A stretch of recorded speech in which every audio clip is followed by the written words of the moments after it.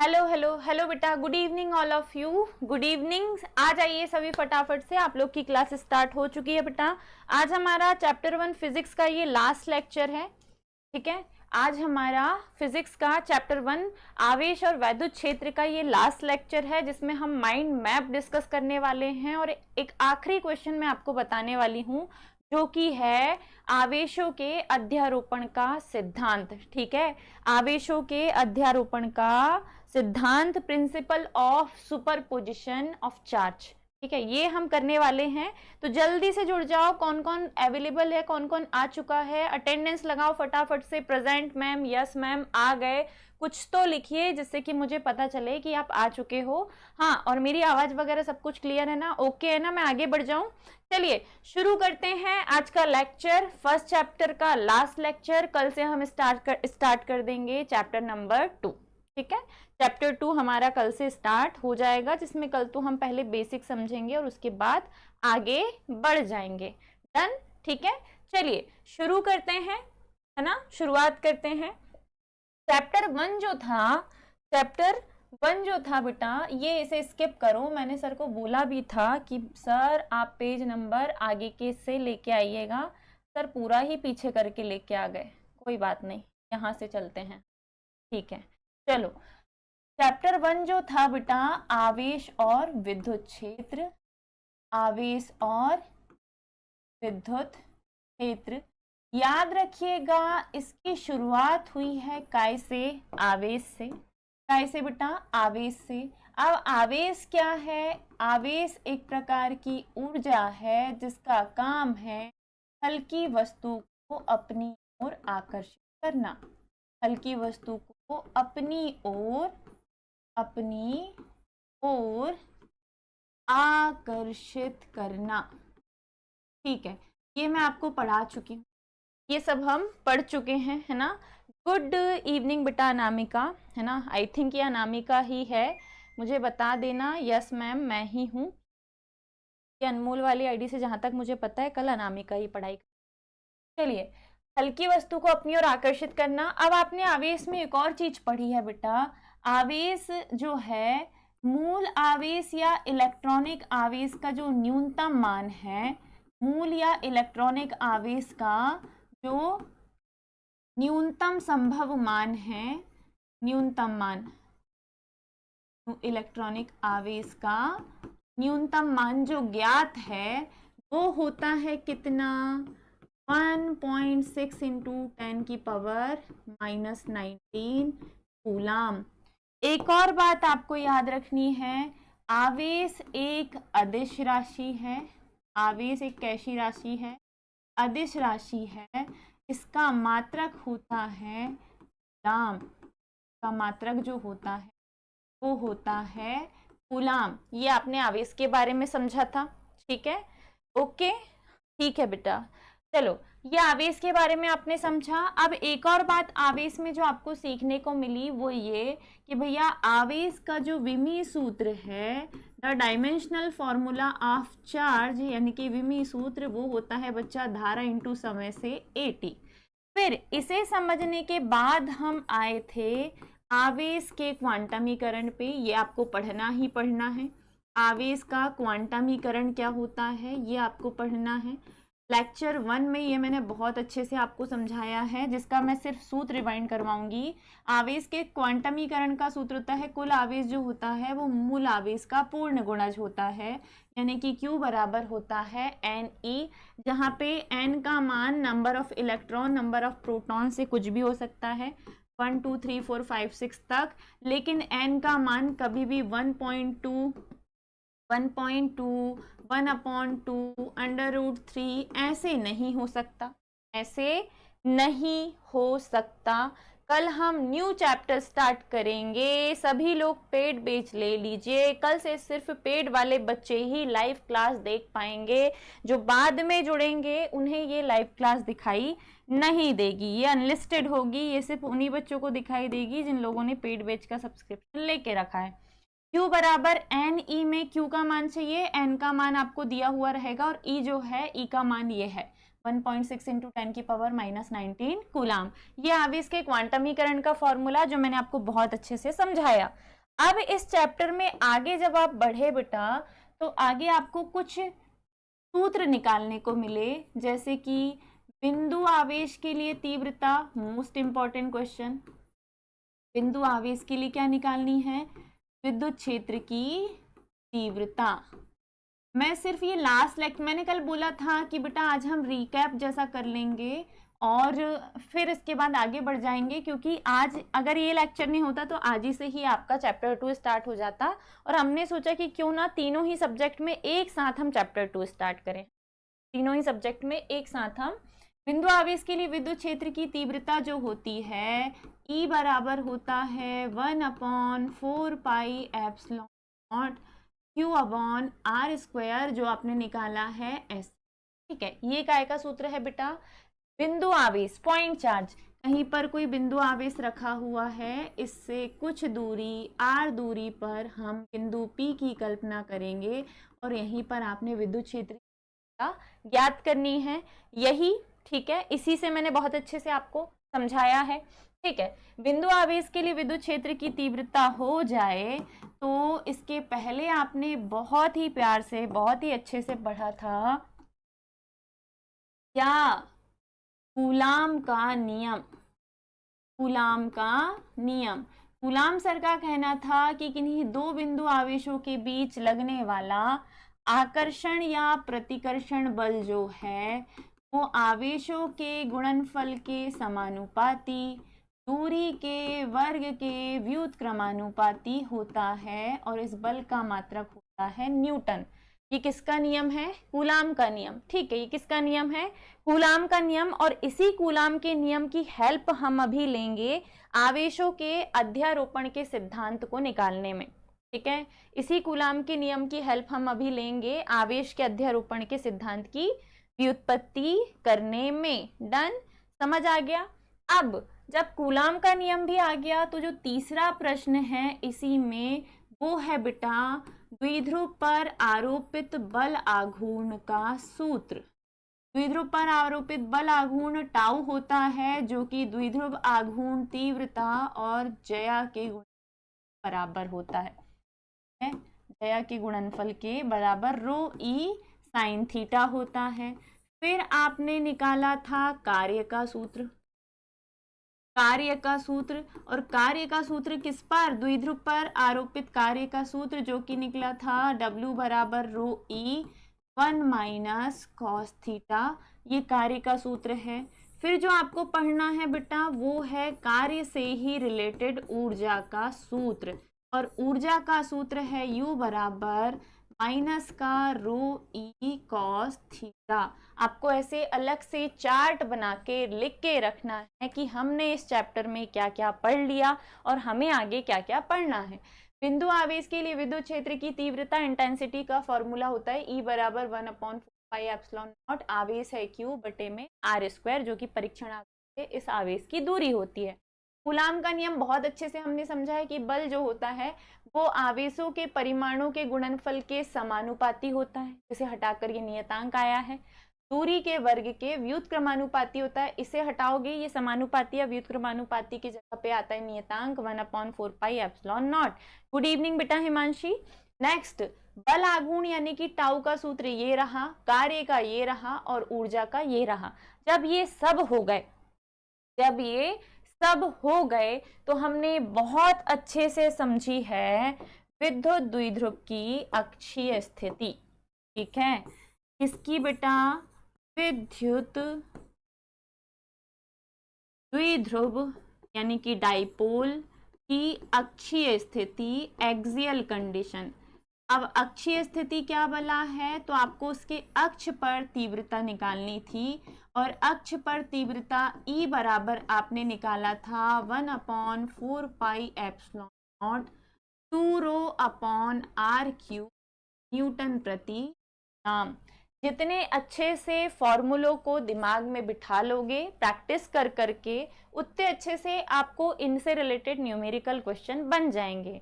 अगर आप लोग स्किप करोगे, नहीं याद करोगे, नहीं पढ़ोगे, तो फिर न्यूमेरिकल्स में भी बैंड बजेगी बेटा। तो ट्राई कीजिए। Good evening Atul, good evening बेटा। सॉरी देखा नहीं मैंने अतुल का मैसेज, है ना। चलो 6 पे फिर आओ 7 नंबर पे। अब क्या है, अब है बच्चा विद्युत द्विध्रुव की कौन सी स्थिति, निरक्षीय स्थिति। विद्युत द्विध्रुव की कौन सी स्थिति बेटा, निरक्षीय स्थिति। और निरक्षीय स्थिति में तीव्रता निकल के आई 1/4 pi epsilon naught rho upon r cube newton प्रति कूलाम। जब ये पढ़ के हो गया तो हमने पढ़ी विद्युत फ्लक्स की परिभाषा। विद्युत फ्लक्स की डेफिनेशन बोलती है कि जो किसी बंद पृष्ठ से गुजरने वाला कुल विद्युत फ्लक्स है, किसी बंद पृष्ठ से गुजरने वाला जो कुल विद्युत फ्लक्स है फाई, वो तीव्रता और पृष्ठीय क्षेत्रफल के गुणनफल के बराबर होता है।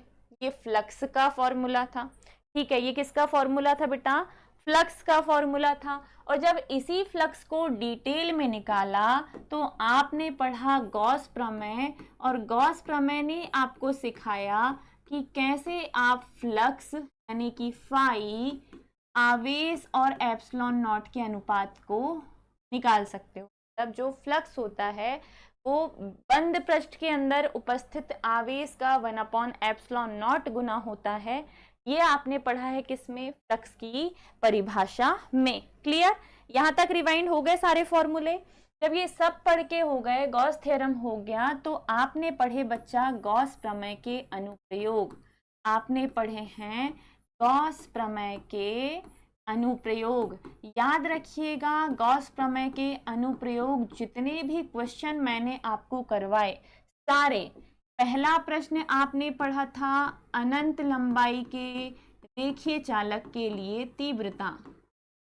अनंत लंबाई के रेखीय चालक के लिए तीव्रता जो कि थी E बराबर 1/2 पाई आर लैम्डा अपॉन, क्या बोलते से, 1/2 pi R L lambda upon R. तो 1/2 पाई आर की जगह आ जाएगा epsilon naught lambda upon R newton प्रति कूलाम। ये आपने अनंत लंबाई के रेखीय चालक के लिए तीव्रता निकाली थी बेटा, बढ़िया से मैंने आपको समझाया था। एक्स वाई अनंत लंबाई का रेखीय चालक तार है जिस पर एक समान रूप से प्लस क्यू आवेश दिया गया है। इसके मध्य बिंदु से आर त्रिज्या और एल लंबाई लेकर हम एक बंद पृष्ठ बेलन की कल्पना करते हैं, और इस बेलन में जो उपस्थित आवेश घनत्व है वो है रेखीय आवेश घनत्व, जिसे हम लैम्डा से दर्शाते हैं। कैसे दर्शाते हैं, लैम्डा से। तो यहां तक क्लियर। ये वाला फॉर्मूला आपको बहुत अच्छे से पढ़ना है, it's very very very important, है ना, जो कि है गॉस प्रमेय का अनुप्रयोग। जो दूसरा अनुप्रयोग है बेटा वो है अनंत समतल चादर के लिए तीव्रता। अनंत समतल चादर के लिए तीव्रता, ये भी आपको गॉस प्रमेय की हेल्प से ही निकालनी है, और ये तीव्रता निकल के आएगी E बराबर सिग्मा अपॉन 2 एप्सिलॉन नॉट टन न्यूटन प्रति कूलाम। इसके अलावा आपने बिंदु आवेश के लिए तीव्रता निकाली। बिंदु आवेश के लिए तीव्रता किसकी हेल्प से निकाली, गॉस प्रमेय की हेल्प से निकाली है, तो ये भी गॉस प्रमेय का अनुप्रयोग है। इसके अलावा आपने कूलाम का नियम निकाला, और कूलाम का नियम गॉस प्रमेय की हेल्प से निकाला, तो जो कूलाम का व्युत्क्रम वर्ग का नियम आपने पढ़ा है बेटा, ये भी क्या है, ये भी गॉस प्रमेय का अनुप्रयोग है। बिंदु आवेश के लिए तीव्रता, कूलाम का व्युत्क्रम वर्ग का नियम ठीक वैसे ही है जैसे इसके पहले वाले पेज पे मैंने आपको लिखवाया है ना। पहले हम इसका शॉर्ट रिवीजन कर लें, फिर इसके बाद आगे बढ़ते हैं। आगे जो आपने पढ़ा है वो आपने तीव्रता निकाली है किसी बंद पृष्ठ के बाहर, पृष्ठ के बाहर, या आप इसे बोलोगे गोलीय कोश के बाहर, बंद पृष्ठ के बाहर, या फिर आप बोलोगे गोलीय कोश के बाहर, गोलीय कोश के बाहर। दूसरा गोलीय कोश पर, उस पर, और तीसरा गोलीय कोश के भीतर, गोलीय कोश के भीतर, ये भी क्या है बेटा, गॉस प्रमेय के अनुप्रयोग। और याद रखिएगा गोलीय कोश के भीतर तीव्रता का मान सदैव शून्य होता है। ये ऑब्जेक्टिव के लिए, किसी भी खोखले गोले के अंदर या गोलीय कोश के अंदर तीव्रता का मान सदैव क्या होता है, शून्य होता है। बस इतना ही हमने बहुत अच्छे से बहुत डिटेल में पढ़ा है। इतना पढ़ लो, तुम्हारा चैप्टर 1 बहुत अच्छे से तैयार हो जाएगा। इसके अलावा जो आपको करने हैं बेटा वो है न्यूमेरिकल क्वेश्चन, और एक छोटा क्वेश्चन मैं आपको अभी करवा रही हूँ जो कि है आवेशों के अध्यारोपण का सिद्धांत। आवेशों के अध्यारोपण का सिद्धांत, प्रिंसिपल ऑफ सुपरफिशियस चार्जेस, है ना, आवेशों के अध्यारोपण का सिद्धांत। तो चलिए देखते हैं क्या कर सकते हो आप। यहाँ बना लो एक डायग्राम बड़ा सा।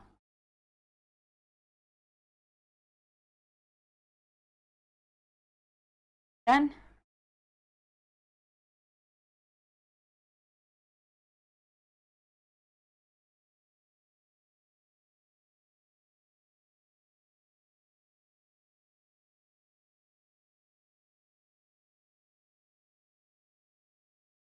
ये ठीक है, ठीक है।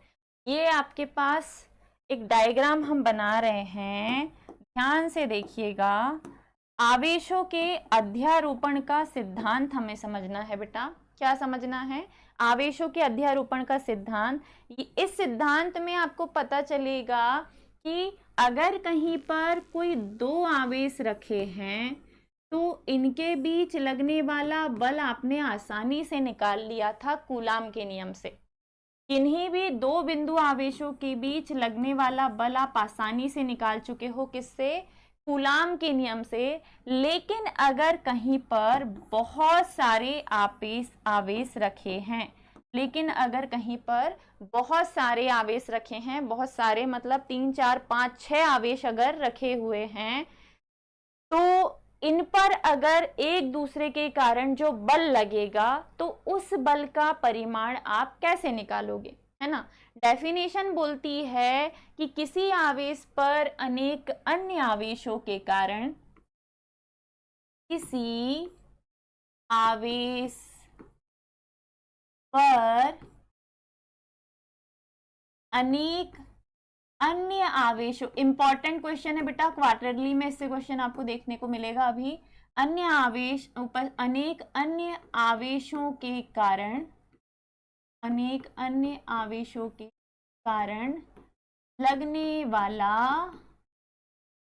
वाला बल।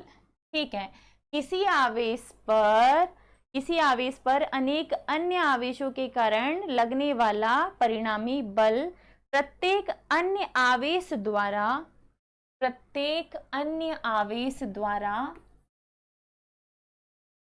अरे यार, लगने वाला ये जो है ये है परिणामी बल प्रत्येक अन्य आवेश द्वारा, प्रत्येक अन्य आवेश द्वारा लगने वाले अलग अलग आवेशों के, अलग अलग आवेशों, प्रत्येक अन्य आवेशों के द्वारा लगने वाले अलग अलग, प्रत्येक अन्य आवेशों द्वारा उस अकेले आवेश पर लगने वाले, प्रत्येक अन्य आवेशों के द्वारा उस अकेले आवेश पर लगने वाले, सेम डेफिनेशन लिखेंगे, अन्य आवेश द्वारा, प्रत्येक अन्य आवेश द्वारा उस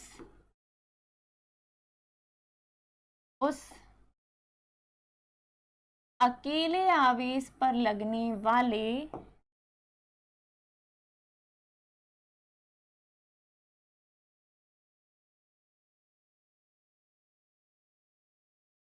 आवेश पर, उस अकेले आवेश पर लगने वाले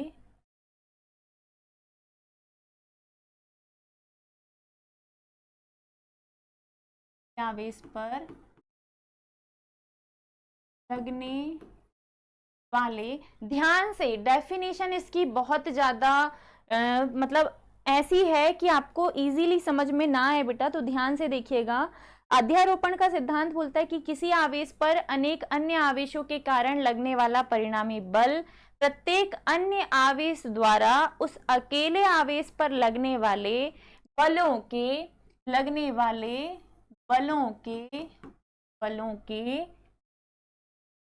सदिश योग के बराबर होता है। अब इसे मैं समझाती हूं आपको, है ना। बलों के सदिश योग के बराबर होता है। सदिश योग के बराबर होता है। डन। चलो समझते हैं अब इस डेफिनेशन को। मान लो ये एक बिंदु है, बिंदु ओ, ये एक बिंदु है, बिंदु ए, ये दूसरा बिंदु है, बिंदु बी, तीसरा बिंदु बिंदु सी, और चौथा है बिंदु डी। यहाँ पे आपके पास 4 बिंदु हैं। यहाँ पे आपके पास 4 बिंदु है। इनका नाम नहीं भी देंगे तो भी हमारा काम चल जाएगा, और दे भी दोगे तो भी चल जाएगा, कोई दिक्कत नहीं है। बिंदु ए बी सी डी 4 बिंदु है बेटा। ध्यान से देखिएगा, बिंदु ओ पर एक आवेश रखा हुआ है Q1, बिंदु ओ पर एक आवेश रखा हुआ है Q1। बिंदु, अरे यार सॉरी, मत दो, इन्हें मत दो, है ना, इनकी जरूरत नहीं है। हमें सिर्फ 3 बिंदुओं की जरूरत है, तो आप 3 बिंदुओं का बस दे दीजिए। इसका दे दीजिए ए, इसका दे दीजिए बी, और इसका दे दीजिए ओ। ठीक है, तो ध्यान से देखना बेटा। अब मैंने क्या बोला, बिंदु ए पर एक आवेश ओ पर एक आवेश रखा है Q1, ए पर रखा हुआ है Q2 और बी पर रखा हुआ है Q। 3 बिंदु हैं हमारे पास, सिर्फ 3 देखो, उधर वाले अभी मत देखो। ठीक है, सिर्फ 3 देखना है आपको, इधर वाले अभी नहीं देखना है। बिंदु ओ पर Q1 आवेश रखा हुआ है, बिंदु ए पर Q2 और बिंदु बी पर Q3। तो यहाँ पर 2 से ज्यादा आवेश हो गए। यहाँ पर क्या हो गए बच्चा, 2 से ज्यादा आवेश हो गए। क्या मैं ये मान सकती हूँ कि यहाँ पे 2 से अधिक आवेश है? तो ध्यान से देखिएगा, क्या ये दोनों आवेश एक दूसरे पर बल नहीं लगाएंगे? बिल्कुल लगाएंगे। Q1 और Q2 एक दूसरे पर क्या लगाएंगे बेटा? बल। और ये जो बल लगेगा ये दूर जाता हुआ प्रतिकर्षण बल होगा। Q1 और Q2 एक दूसरे पर लगा रहे हैं बल, और बल है बच्चा F। बल है क्या? F। F1 और F2, F1 और F2 के बीच में क्या लग रहा है? बल 1 2। बल का नाम है क्या? F1 2। F1 F2 एक दूसरे पर बल लगा रहे हैं, ये प्रतिकर्षण बल है, तो ये बल जो होगा वो होगा F1 2। डन। ठीक है, अगला देखो, इन दोनों के बीच बल लग गया। 1 आवेश के कारण 1 लिखा, 2 आवेश के कारण 2 लिखा, बल का नाम लिख दिया आपने F1 2। अब इन दोनों के बीच भी बल लगेगा, ये बल भी प्रतिकर्षण बल होगा, और 1 और 3 के बीच लग रहा है, तो आप बोलोगे जो बल है वो है F1 3। ठीक है, जो बल है वो है F1 3। ठीक है, दिखाते हैं भाई, F1 ये भी प्रतिकर्षण बल है। डन। ठीक है, अब डेफिनेशन बोलती है कि किसी आवेश पर, ये रहा किसी आवेश Q1, अनेक अन्य आवेशों के कारण, तो ये रहे दोनों अन्य आवेश, लगने वाला परिणामी बल, तो इन दोनों का परिणामी सदैव बीज की तीसरी रेखा होगी। इन दोनों का परिणामी जो है बच्चा वो सदैव बीज की तीसरी रेखा होगी, और ये रही बीज की, ये जिसे हम कहेंगे परिणामी रेखा, और ये खत्म। ठीक है, अब आप क्या कर सकते हो, परिणामी का मान निकालने के लिए आपको उसे बदलना भी होता है ना। परिणामी का मान निकालने के लिए आप एक और चीज कर सकते हो कि इस भुजा को यहाँ मिलाओ, इस भुजा को यहाँ मिलाओ, इस तो ये बन जाएगा परिणामी ज्ञात करने का। और 11th में ये कॉन्सेप्ट आपने बहुत पढ़ा होगा, 11th में ये कॉन्सेप्ट बहुत था बेटा, है ना, और अभी भी मिल गया है। ध्यान से समझिएगा तो बिल्कुल समझ में आएगा, और अगर इधर उधर हुए तो सर के 10 फीट ऊपर से जाएगा। अगर इधर उधर हुए तो सर के 10 फीट ऊपर से जाएगा, ये इसकी मैं गारंटी दे रही हूँ, है ना। 3 मार्कर प्रश्न है तो इतना आसान तो होगा नहीं, है ना, इसीलिए मैंने आज आखिरी के लिए रखा है। ध्यान से देखिए, अभी सिर्फ इन तीनों को देखिए। यहाँ पर 3 अलग अलग क्या हैं आवेश, एक Q1, दूसरा Q2, तीसरा Q3, 3 अलग अलग आवेश। Q1 और Q2 दोनों धन आवेश हैं, एक दूसरे को प्रतिकर्षित करेंगे, एक दूसरे को दूर फेंकेंगे, तो देखो दोनों के बीच प्रतिकर्षण बल लग रहा है जो कि है F। अब आवेशों के नाम है 1 2, तो बल लग रहा है 1 2, ठीक है, F1 2, कुछ तो अलग दिखना चाहिए। वैसे ही Q1 और Q3 के बीच में भी बल लगेगा, 1 और 3 के बीच में भी प्रतिकर्षण बल लगेगा, वो होगा F1 3। अब डेफिनेशन बोलती है कि किसी आवेश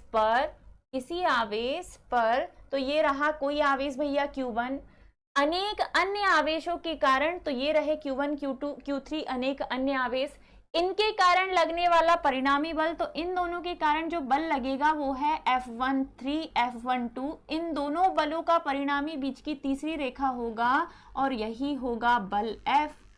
इन दोनों बलों का परिणामी F1 3 और F1 2 का परिणामी, इनके बीच की तीसरी रेखा होगा और यही होगा परिणामी बल F। अगर आपको परिणामी बल F चाहिए, अगर आपको परिणामी बल F चाहिए, तो ये बोल रहा है कि प्रत्येक अन्य आवेश द्वारा उस अकेले आवेश पर, अब इसके द्वारा इस पर जो भी बल लगेगा उसका मान निकालो, इसके द्वारा इस पर जो भी बल लगेगा उसका मान निकालो, इसके द्वारा इस पर जो भी बल लगेगा उसका भी मान निकालो, और दोनों का कर दो सदिश योग।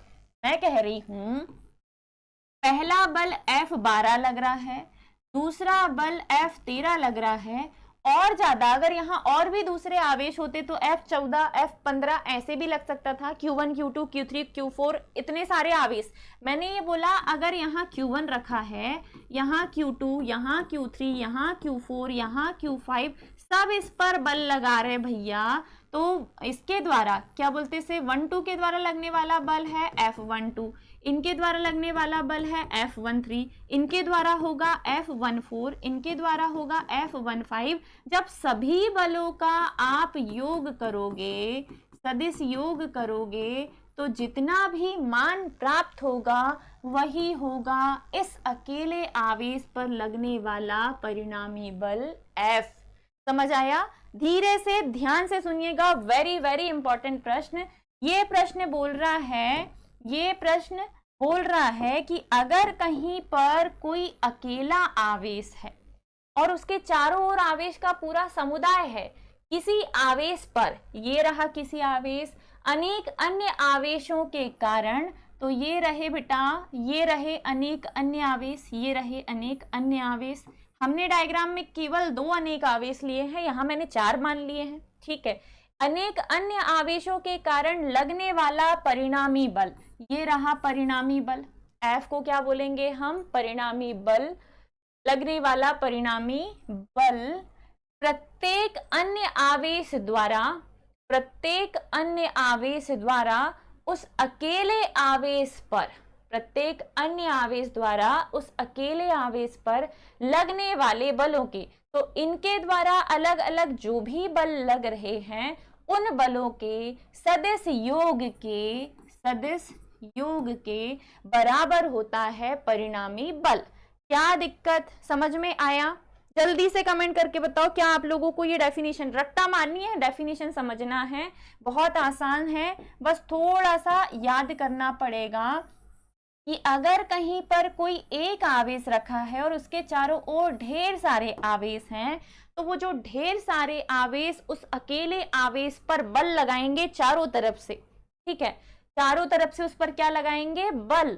तो वो जो बल होगा वो परिणामी बल होगा। चारों तरफ से जो भी बल लगेगा वो क्या होगा, परिणामी बल। अगर परिणामी बल चाहिए तो ये अकेला इस पर कितना बल लगा रहा है वो निकालो, ये अकेला इस पर कितना बल लगा रहा है वो निकालो, दोनों ही बलों का योग कर दो, योग जो भी आएगा वही होगा परिणामी बल F, और ये आपको निकालना है कूलाम के नियम से।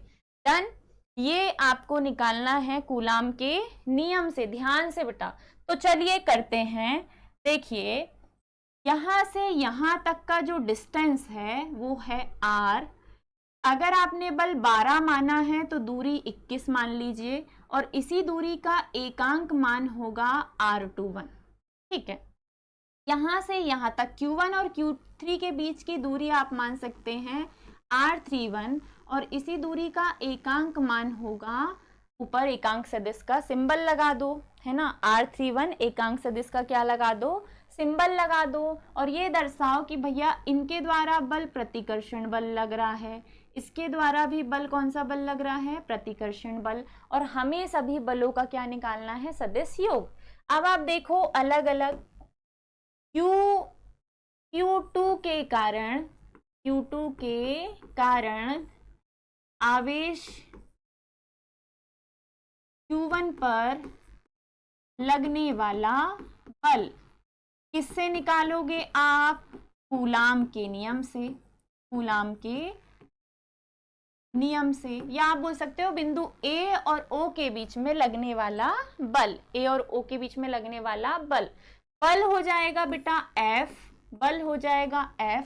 Q2 के कारण Q1 पर कौन सा लग रहा है, F12, 1/4 pi epsilon not Q1 into Q2 upon r², यही होता है, लेकिन r की जगह इन दोनों के बीच की दूरी है r21, और इंटू में आएगा एकांक सदिश, क्योंकि यहाँ पर ढेर सारे बलों का आपको सदिश योग करना है, तो इंटू में जो दूरी आती है वो एकांक सदिश के रूप में भी लेते हैं। इतना तो कूलाम के नियम में कर लिया। इसी का एकांक सदिश रूप जो है उसमें आप दूरी को वेक्टर लगा के लिखते हैं, एकांक सदिश मतलब कैप लगा के लिखते हैं, ये आपको ऐसे लिखना ही पड़ेगा। ठीक है, इतना हो गया। अब इसे और क्या कर सकते हो, इसे नाम दे सकते हो समीकरण 1। दूसरा क्या है, Q3 आवेश के कारण Q1 आवेश पर, अब दूसरा आवेश भी Q1 पर ही लगाएगा बेटा, लगने वाला बल, ये भी आप निकालोगे किससे, कूलाम के नियम से, जो कि होगा F, और F क्या, तो Q3 के कारण Q1 पर कौन सा बल लग रहा है, F13, कौन सा लग रहा है बेटा, F13, ये है सदिश राशि, मान हो जाएगा 1/4 pi epsilon not Q1, Q2 की जगह आवेश है Q3, दूरी जो है इन दोनों के बीच की वो है R31, इसका करना है स्क्वायर, इसका करना है क्या, स्क्वायर, इंटू में इसका एकांक सदिश रूप भी लिखना है इस रूप में, और नाम दे देना है समीकरण नंबर 2। ऐसे ही आप अनेक अन्य आवेशों के कारण लगने वाला बल भी निकाल सकते हैं। इसी मेथड से आप अनेक अन्य आवेशों के कारण लगने वाला बल भी निकाल सकते हैं। आवेशों के अध्यारोपण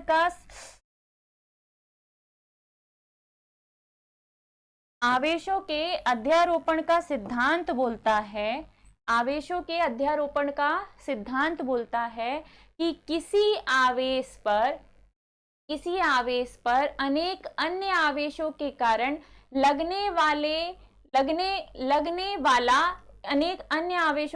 लगने वाला परिणामी बल उस अकेले आवेश द्वारा, मतलब यहाँ जितने भी आवेश हैं उन अकेले आवेश द्वारा, मतलब उन सभी आवेश द्वारा उस अकेले आवेश पर लगने वाले जितने भी बल हैं उन सभी बलों के सदिश योग के बराबर होगा।